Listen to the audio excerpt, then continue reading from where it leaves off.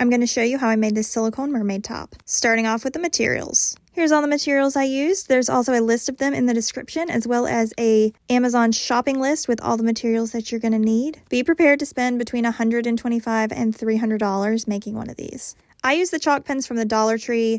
I got this bra at the Victoria's Secret outlet for $3. Stuff like this does help cut cost a lot. Make sure your mixing cup is plastic so you can get the silicone back out of it and reuse it.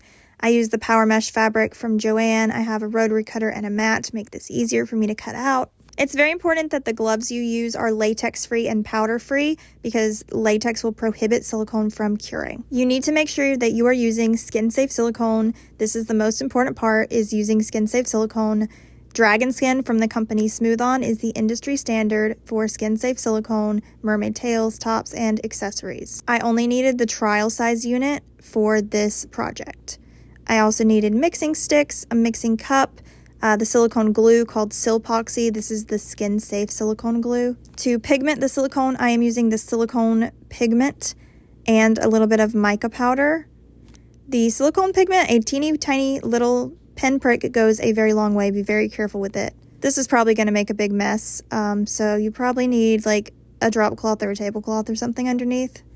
The mica powder adds a lot of shimmer if you want to do that. I use the kind that they use to make makeup, so I know that it's skin safe. TKB Trading is a great place to get makeup supplies and mica powders. For the back of this, you can either make it a bra clasp or a corset. Bra extenders will make it hook like a bra, and grommets will make it into a corset. All right, so let's get started. Starting out with a tank top or a bralette or a sports bra. I'm using this bra from the Victoria's Secret outlet, and I have multiple of them because they were only $3.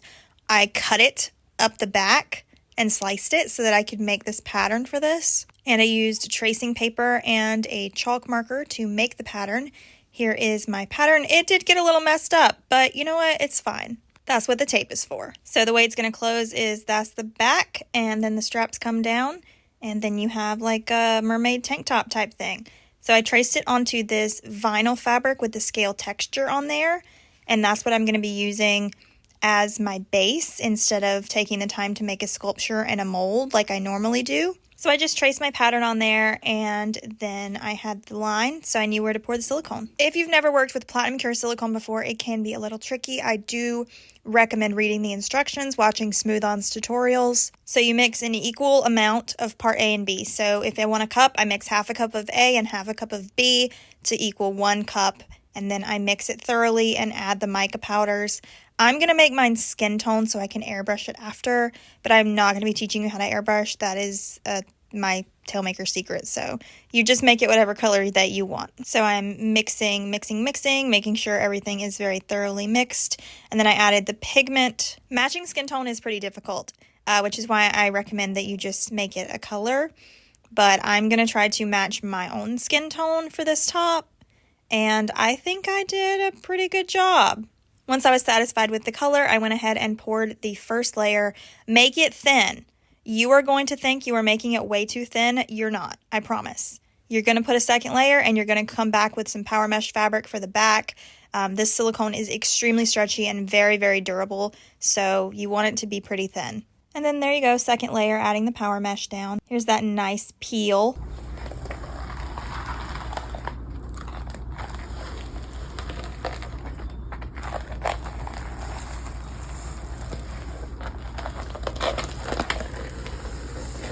And then I just trimmed the edges with my rotary cutter. The rotary cutter makes it a lot easier, but it's not required. You could use scissors. And then once you have it all trimmed very carefully and you are satisfied with the edges, you can start attaching. So I went ahead and I pinned the straps where they're supposed to go, and then I tried it on very carefully without stabbing myself with the pins to make sure it was going to fit before I started gluing. I decided to make mine a bra clasp closure, and then I'm going to cover it with some silicone fins. So I started gluing on the bra clasp and gluing the sleeves, straps, whatever you want to call them, gluing those where they need to be with the silpoxy as the glue. Make sure you very carefully line up your bra clasps, and then you're going to cut off the extra. I'm using just regular bra extenders, and then I just cut them to the size that I need and glue them onto the top with the silpoxy.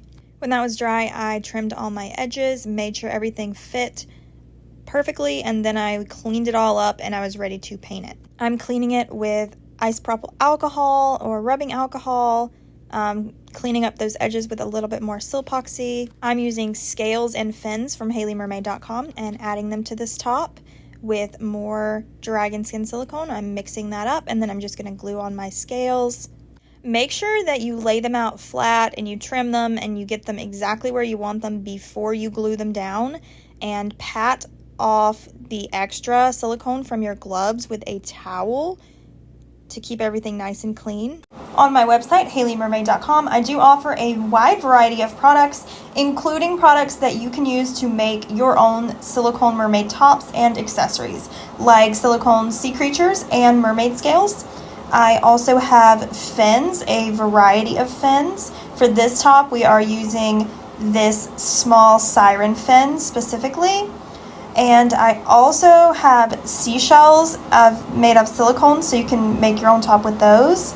You can glue them to a bikini, a bra. I can make custom colors and do custom painted shells. Or I can just go ahead and make the entire top for you. I do make custom mermaid tops.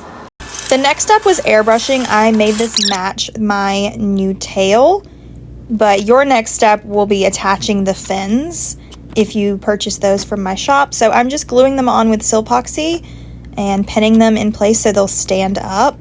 I've got the rotary cutter behind it to kind of keep it standing so I can put the glue on and keep it in place.